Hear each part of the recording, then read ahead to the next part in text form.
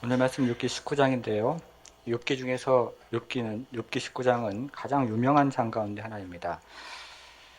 특별히 욥기 19장 25절부터 27절 말씀은 우리에게 잘 알려진 말씀인데요. 먼저 같이 한번 다시 읽어보도록 하겠습니다. 욥기 19장 25절부터 27절 말씀입니다. 욥기 19장 25절부터 27절 말씀 몇 구절만 다시 한번 읽고 시작해 보도록 하겠습니다. 25절부터 읽겠습니다. 내가 내가 알기에는 알기에는 나의 나의 대속자가 대속자가 살아계시니 살아계시니 마침내 그가 땅 위에 서실 것이라. 내 가족이 벗김을 당한 뒤에도 내가 육체 밖에서 하나님을 보리라. 내가 그를 보리니 내 눈으로 그를 보기를 낯선 사람처럼 하지 않을 것이라. 내 마음이 초조하구나. 여기까지 읽겠습니다. 이 구절은 핸델의 메시아 3부의 첫 곡으로 수록되어 있는 유명한 구절입니다.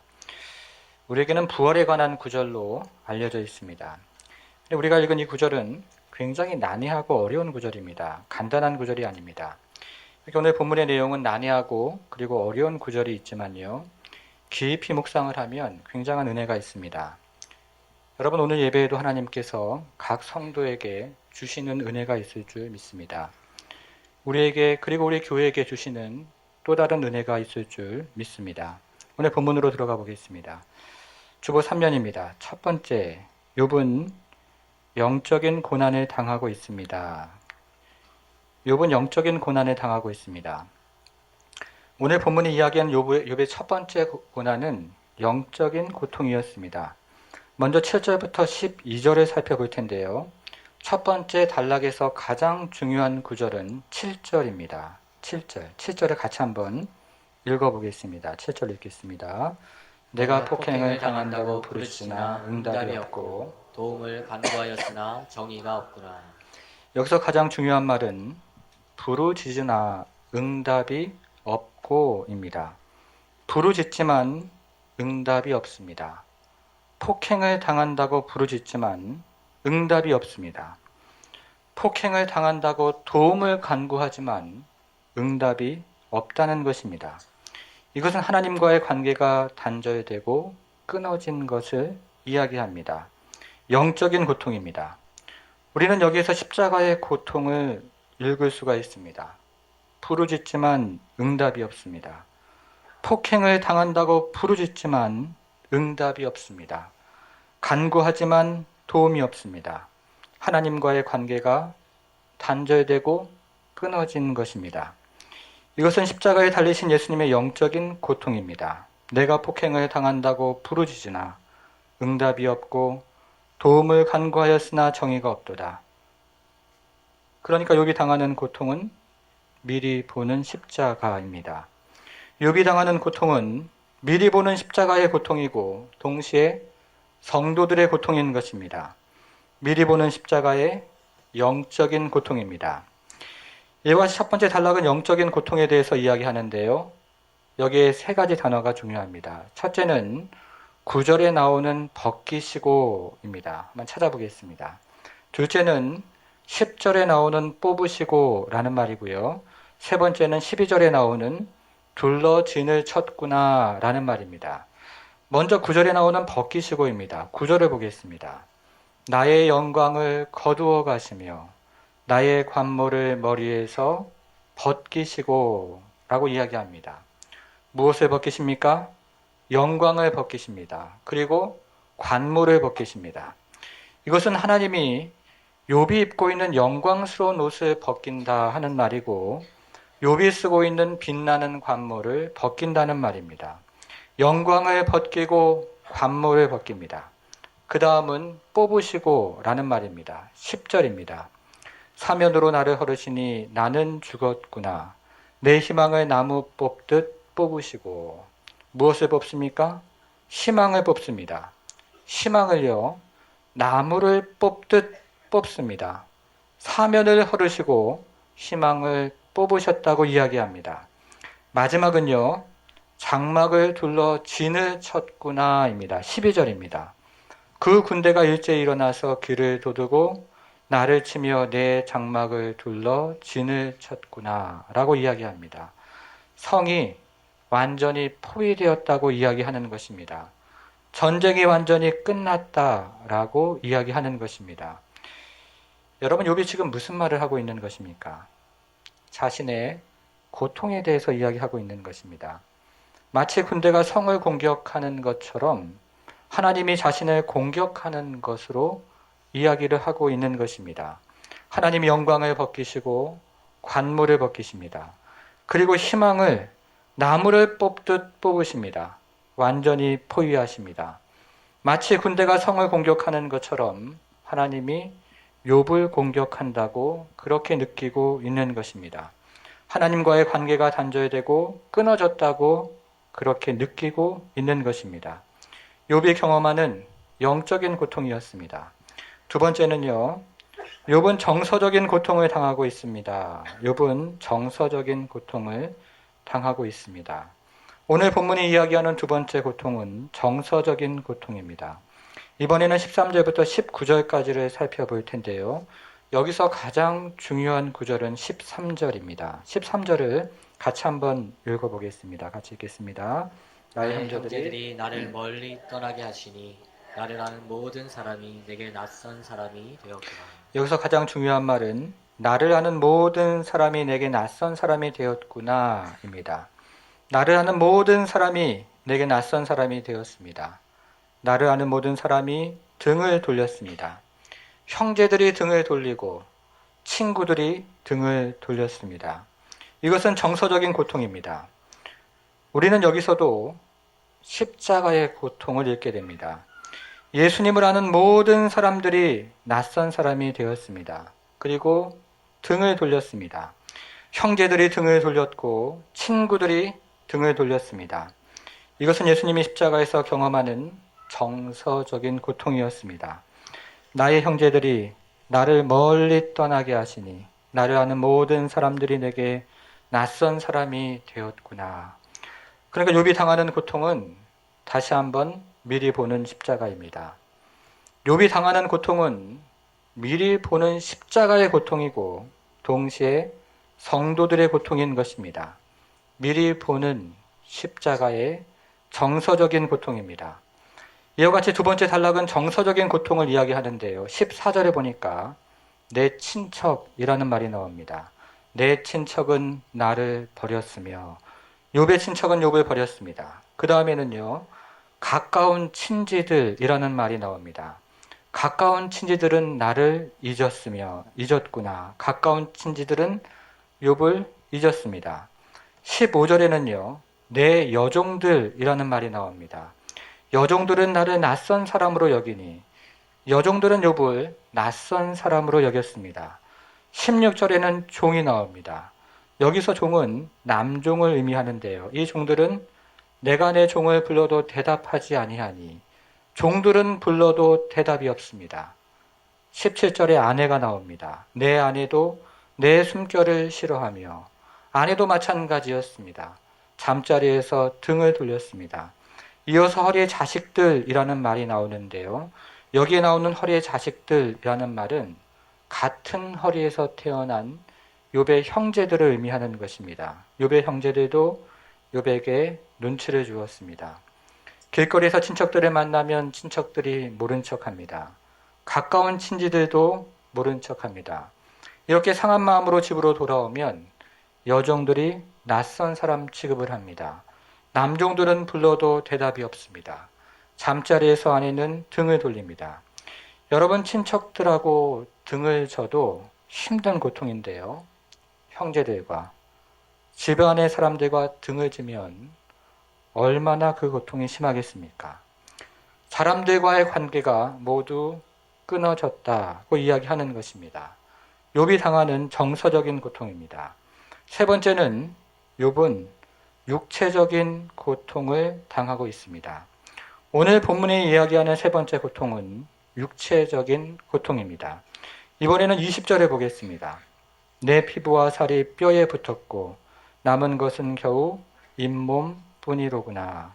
여기서 가장 중요한 말은 남은 것은 겨우 잇몸뿐이로구나입니다. 피부와 살이 말랐습니다.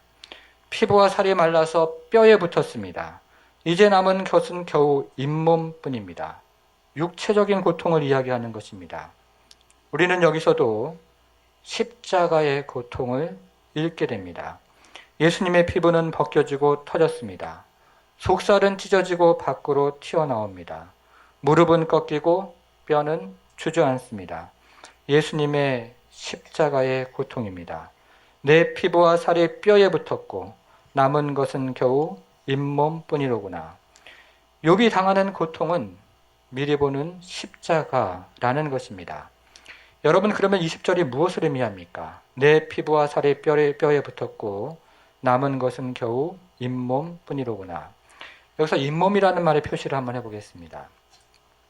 여기서 잇몸이라는 말의 원문으로 보면 이에 가죽이라는 말로 표현되었습니다. 우리가 2장 4절에서 가죽이라는 말의 의미를 살펴봤는데요. 2장 4절을 주보안에 있는데 보니까 사탄이 여호와께 대답하여 이르되 가죽으로 가죽을 바꾸오니 사람이 그의 모든 소유물로 자기의 생명을 바꿀지라 라고 이야기합니다. 여기서 가죽이라는 말은 매우 귀중한 것을 상징하는 말이었습니다. 욥의 재산을 상징하는 말이었고 욥의 자녀를 상징하는 말이었습니다. 그런데 오늘 본문을 보니까 이에 가죽만 남았다라고 이야기합니다. 무슨 말이겠습니까? 중요한 것 모두 다 잃어버리고 오직 이에 가죽만 남게 되었다는 말입니다. 중요한 것 다 잃어버리고 이제 이에 가죽만 남은 사람이 되었다는 뜻입니다. 욥이 당하는 육체적인 고난입니다. 정리를 해보겠습니다. 지금 욥이 당하는 가장 큰 고난은 영적인 고통이었습니다.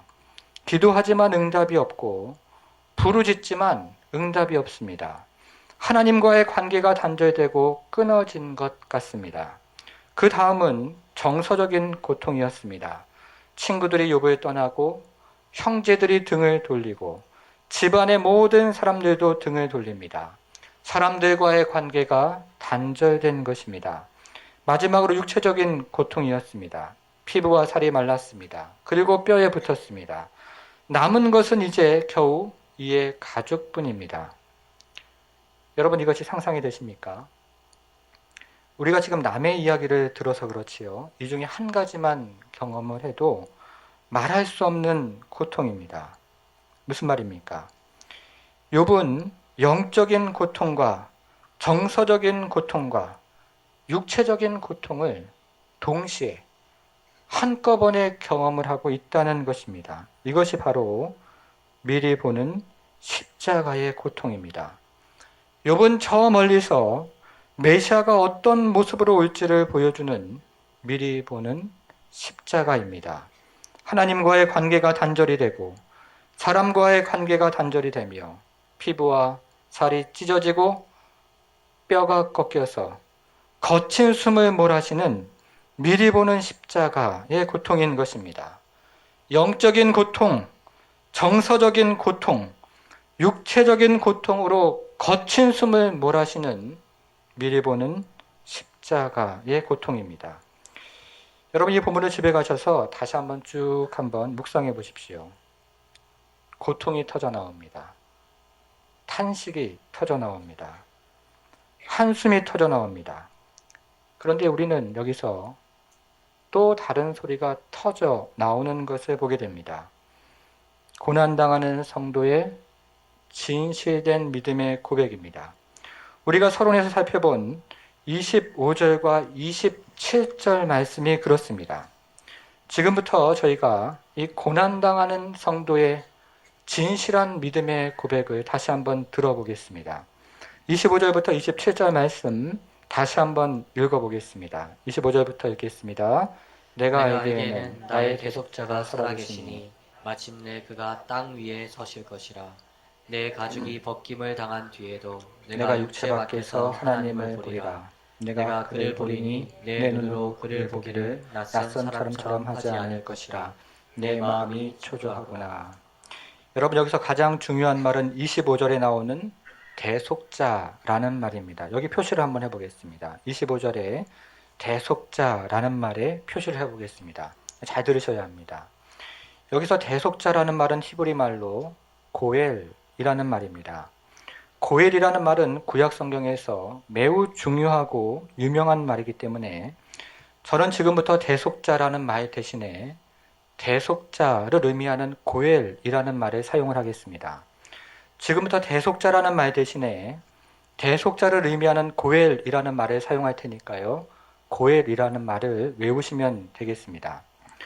우리말 성경은 고엘이라는 말을 구속자, 대속자라고 번역을 하기도 하고 기업 물을 자라고 번역을 하기도 합니다. 쉽게 이야기를 하면 책임져 주는 사람, 책임져 주는 분을 의미하는 것입니다. 가까운 가족이나 친척 중에서 사회적인 약자가 발생을 했을 때 책임을 져주는 사람이 고엘입니다. 가까운 가족이나 친척 중에서 고아나 과부가 발생했을 때요, 이 고아나 과부를 책임져 주는 사람이 고엘인 것입니다.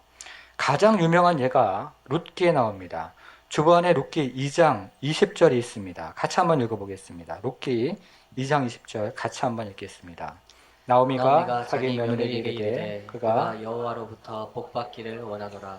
그가 살아있는 자와 죽은 자에게 은혜 베풀기를 그치지 아니하노라 하고, 나오미가 또 그에게 이르되 그 사람은 우리와 가까우니 우리 기업을 물을 자 중에 하나이니라 하니라. 여기서요, 마지막에 나오는 기업 물을 자의 표시를 해보겠습니다. 고엘이라는 말입니다. 사사기 때였습니다.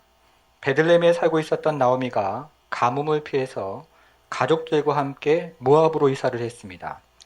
그런데 그곳에서 남편이 죽었습니다. 그리고 두 아들이 죽었습니다. 어쩔 수 없이 나오미는 며느리 룻과 함께 고향 베들레헴으로 돌아왔습니다. 여러분, 얼마나 살기가 막막했겠습니까? 얼마나 살기가 어려웠겠습니까? 그런데 이 두 과부에게 은혜를 베푸는 형제분이 계셨습니다. 누구입니까? 보아스 형제였습니다. 우리가 읽은 룻기 2장 20절 마지막을 보니까요, 이 사람을 우리 기업 물을 자 중에 하나라고 소개를 합니다. 룻기를 마지막까지 읽어보면 보아스는 룻을 아내로 맞이해서 나오미의 가게를 책임을 집니다. 고엘입니다. 그러니까 가까운 가족이나 친척 중에서 고아나 과부가 발생을 하면 그 고아나 과부를 책임져 주는 사람, 바로 그 사람이 고엘이 되는 것입니다. 그런데 성경을 계속해서 읽어보면 어느 순간 고엘이라는 말이 하나님을 가리키는 말로 사용이 됩니다. 어느 순간부터 고엘이라는 말이 하나님을 가리키는 타이틀로 사용이 되는 것을 보게 됩니다. 두 구절만 찾아보겠습니다. 먼저 출애굽기 6장 6절입니다. 이 구절도 주보안에 있습니다. 같이 한번 읽겠습니다. 그러므로 이스라엘 자손에게 말하기를 나는 여호와라. 내가 애굽 사람의 무거운 짐 밑에서 너희를 빼내며 그들의 노역에서 너희를 건지며 편팔로 여러 큰 심판으로서 너희를 속량하여. 여기서요, 속량이라는 말의 표시를 해보겠습니다. 고엘입니다. 이 말씀은 하나님이 이스라엘 백성들을 애굽의 무거운 노역에서 되찾아오겠다는 말씀입니다. 하나님이 애굽 사람들을 혼내주고 이스라엘 백성들을 애굽 사람들의 무거운 노역에서 되찾아오겠다 하는 그런 말씀입니다. 그것이 제일 마지막에 나오는 속량이라는 말입니다. 이 말이 고엘입니다. 한 구절만 더 보겠습니다. 이사야 49장 26절 말씀입니다. 이 말씀도 같이 한번 읽겠습니다. 내가 너를 억압하는 자들에게 자기의 살을 먹게 하고 내 술을 취함같이 자기의 피에 취하게 하리니 모든 육체가 나 여호와는 내 구원자요 내 구속자요 야곱의 전능자인 줄 알리라. 여기서요, 구속자라는 말의 표시를 해보겠습니다. 고엘입니다. 이것은 하나님이 이스라엘 백성들을 바벨론 포로에서 되찾아오겠다는 말씀입니다. 하나님이 바벨론 사람들을 혼내주고 이스라엘 백성들을 바벨론 포로에서 되찾아오시겠다는 말씀입니다. 그것이 구속자라는 말입니다. 고엘입니다.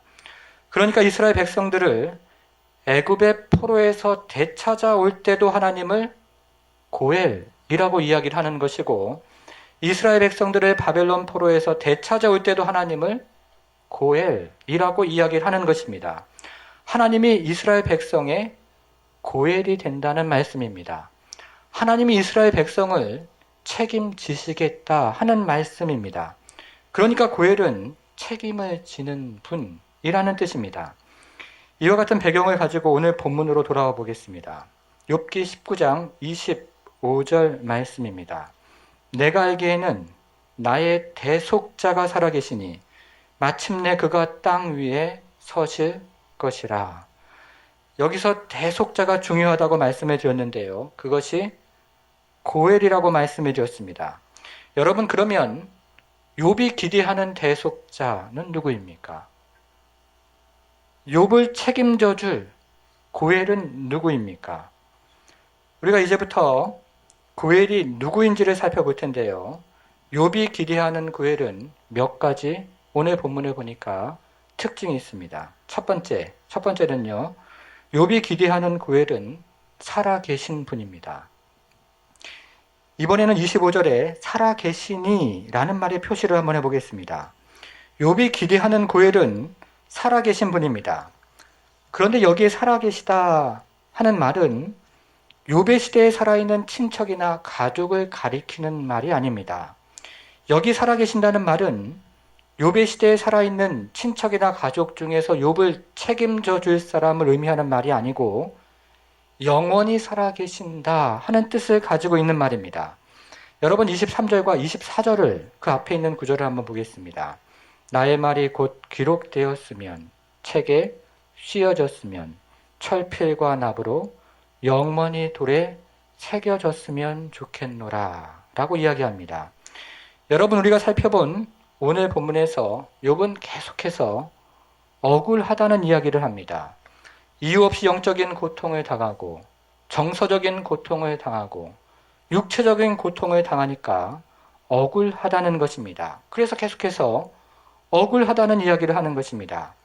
그런데 이렇게 살다가 죽으면 너무 억울하니까 자신에 대한 기록을 철필과 납으로 오랫동안 돌에 남겨놓겠다는 말이 바로 23절과 24절 말씀입니다.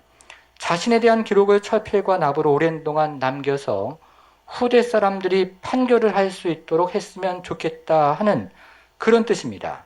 그러니까요, 25절에서 이야기하는 살아계시니 라는 말은 철필과 납으로 돌에 남기는 것보다 오랜 동안 살아있다는 그런 의미를 가지게 되는 것입니다. 철필과 납으로 돌에 남기는 것보다 오랜 동안 살아있는 구속자를 내가 기대합니다 라는 뜻이 되는 것입니다. 그러니까 여기서 이야기하는 고엘의 첫 번째 특징은 영원히 살아계신 분입니다. 욥이 고대하는 고엘은 영원히 살아계신 분입니다. 두 번째, 욥이 기대하는 고엘은 성도의 고통을 책임지는 분입니다. 욥이 기대하는 고엘은 성도의 고통을 아시고 그 고통 가운데 찾아오시며 그 고통을 책임지는 분입니다. 26절을 보겠습니다. 내 가족이 벗김을 당한 뒤에도 내가 육체 밖에서 하나님을 보리라. 26절은 어려운 구절인데요. 우리는 보통 이 구절을 죽음 이후에 부활로 해석을 합니다. 26절에 보니까요. 내 가족이 벗김을 당한다 라는 말이 나오고 육체 밖에서 라는 말이 나옵니다. 찾으셨습니까? 네. 내 가족이 벗김을 당한다 라는 말이 나오고 육체 밖에서 라는 말이 나오기 때문에 이 구절을 보통 죽음 이후에 부활을 의미하는 것으로 해석을 합니다. 부활해서 하나님을 볼 것이다 라는 의미입니다. 그러나 26절 말씀은 단지 그런 의미가 아닙니다. 26절의 말씀의 원문을 우리말로 옮기면 이런 뜻이 가능합니다. 여러분 주보에 있는데요. 제가 한번 읽어보겠습니다. 질병 때문에 몸이 다 망가진 뒤에도 내가 육체의 몸을 입고 하나님을 보리라. 이런 뜻이 됩니다. 다시 한번 읽어보겠습니다. 질병 때문에 몸이 다 망가진 뒤에도 내가 육체의 몸을 입고 하나님을 보리라. 이런 의미가 됩니다. 이렇게 해석을 하면 26절은 부활의 소망을 이야기하는 것이 아니고 현재의 바람을 이야기하는 것입니다. 질병 때문에 몸이 다 망가졌지만 그렇게 망가진 육체 몸을 입고 하나님을 만나기를 소망하고 있다 하는 것입니다. 모든 것을 다 잃어버렸지만 몸까지, 그리고 망가졌지만 그렇게 망가진 육체의 몸을 입고 하나님을 만나기를 지금 욥이 간절히 바라고 있는 것입니다. 여러분 25절의 마지막 또 한번 보겠습니다. 그가 마침내 땅 위에 서실 것이라. 여기서 땅이라는 말은요, 잿더미를 의미하는 것입니다. 땅이라는 말은 우리가 생각하는 흙으로 된 땅을 의미하는 것이 아니고 잿더미를 의미하는 것입니다. 여러분 무엇이 기억나십니까? 욥기 2장 9절입니다. 욥이 재 가운데 앉아서 질그릇 조각을 가져다가 몸을 긁고 있더니, 제가 무엇을 의미합니까? 욥이 당하는 고난의 현장입니다. 욥이 당하는 고통의 현장입니다. 그러니까 그가 마침내 땅 위에 서실 것이라 하는 말은 고엘이 성도의 고통의 현장을 찾아오실 것입니다 하는 의미입니다. 고엘이 성도의 고통의 자리를 찾아오신다는 그런 의미가 되는 것입니다. 그러니까 욥이 기대하는 고엘은 성도의 고통을 찾아오셔서 그 고통 가운데 위로해 주시고 책임져 주시는 고엘을 의미하는 것입니다. 셋째, 그러나 이 고엘은 성부 하나님을 의미하는 것은 아닙니다. 출애굽기에서의 고엘은 하나님을 의미했고 이사야에서의 고엘도 하나님을 의미했지만 오늘 본문에서 욥이 이야기하는 고엘은 성부 하나님을 의미하지는 않습니다. 왜냐하면 우리가 살펴보았던 첫 번째 본문에서 군대가 성을 공격하는 것처럼 마치 하나님이 욥을 공격한다고 지금 욥이 믿고 있기 때문에 여기서의 고엘은 성부 하나님을 의미하는 것은 아닙니다. 여러분, 그러면 욥이 이야기하는 고엘은 누구입니까? 성부 하나님은 아니지만 영원히 살아계신 분입니다. 성부 하나님은 아니지만 성부 하나님과 동등한 분이십니다. 성부 하나님은 아니지만 영원히 살아계셔서 성도를 찾아오시고 책임져 주시는 분이십니다. 성부 하나님은 아니지만 영원히 살아계셔서 성도를 찾아오시고 성도의 인생을 책임져 주시는 분이십니다. 이와 같은 고엘이 누구입니까? 사랑하는 성도 여러분, 신약을 살아가는 성도들은 이 고엘이 누구인지를 잘 알고 있습니다. 성도들이 영적인 고통을 당할 때 그 고통 가운데 함께 하시는 분이 계십니다. 성도들이 정서적인 고통을 당할 때 그 고통을 뚫고 찾아오셔서 함께 하시는 분이 계십니다. 성도들이 육체적인 고통을 당할 때 그 고통 가운데 찾아오시는 분이 계시다는 말씀입니다. 사랑하는 성도 여러분, 우리가 이 믿음을 가지고 살아가야 합니다. 대속자가 살아계시니 마침내 그가 땅 위에 설 것이라. 살아계신 대속자가 나의 고통의 자리를 찾아오시고 그분께서 나의 고난의 자리를 찾아오시고 나의 인생을 책임져 주시는 것을 우리는 믿으며 살아가야 합니다. 영원히 살아계셔서 우리를 도와주시는 분을 의지하고 영원히 살아계셔서 우리를 인도하시는 분, 영원히 살아계셔서 우리를 책임지시는 분을 믿으며 살아가야 합니다. 성도 여러분, 우리가 살다 보면 손가락 하나 움직이지 못할 것 같을 때가 있습니다. 동쪽이 막히고 서쪽이 막힙니다. 남쪽이 막히고 북쪽이 막힙니다. 사방이 다 막히고 우겨쌈을 당할 때가 있습니다. 성도 여러분, 그것은 하나님께서 하늘 문을 열어주시겠다는 사인입니다. 우리의 대속자가 직접 우리를 책임져 주시겠다는 메시지인 것입니다. 예수 그리스도가 직접 우리를 책임져 주시겠다는 그런 사인인 것입니다. 성도 여러분, 동쪽이 막히고 서쪽이 막히고 남쪽이 막히고 북쪽이 막힐 때 하늘문을 쳐다보십시오. 하늘문이 열리고 고엘께서 우리를 직접 도와주시는 것입니다. 사랑하는 성도 여러분, 이것이 믿음입니다. 형통한 것이 믿음이 아니고 고난받는 것이 믿음이 아닙니다. 형통한 가운데 예수 그리스도를 바라보는 것이 믿음이고 고난 가운데서도 고엘 대신 예수 그리스도를 바라보는 것이 믿음인 것입니다. 살아계신 예수님께서 우리 인생을 찾아오시고 고난의 자리를 찾아오시며 우리를 영원토록 책임져 주실 것입니다.